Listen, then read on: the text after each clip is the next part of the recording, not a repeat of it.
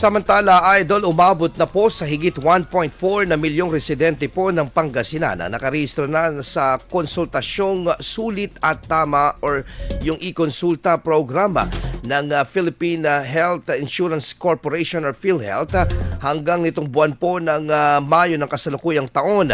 Katumbas po yan ng halos 50% ng kabuuang populasyon ng lalawigan.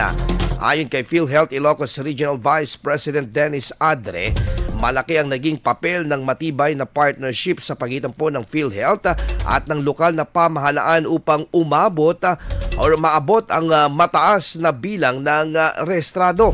Mula sa kabuang bilang po ng mga miyembro ng 600,945 na residente ang nakinabang po sa iba't ibang serbisyong medikal na saklaw ng programa mula simula noong taong itong kasalukuyang taon.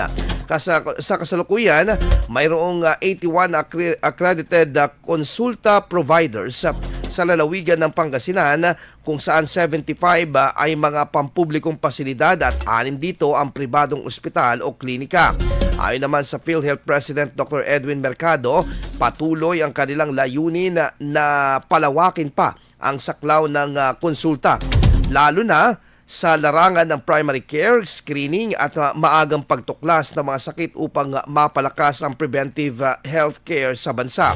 Samantala, inanunsyo rin po ng pamahalang panlalawigan ng Pangasinan ang kanilang patuloy na pamumuhunan sa 14 na pampublikong ospital sa lalawigan bilang suporta sa implementasyon ng Universal Healthcare Law at upang mas mapabuti pa ang serbisyong pangkalusugan para sa lahat ng Pangasinense. IFM News. IFM News. IFM News.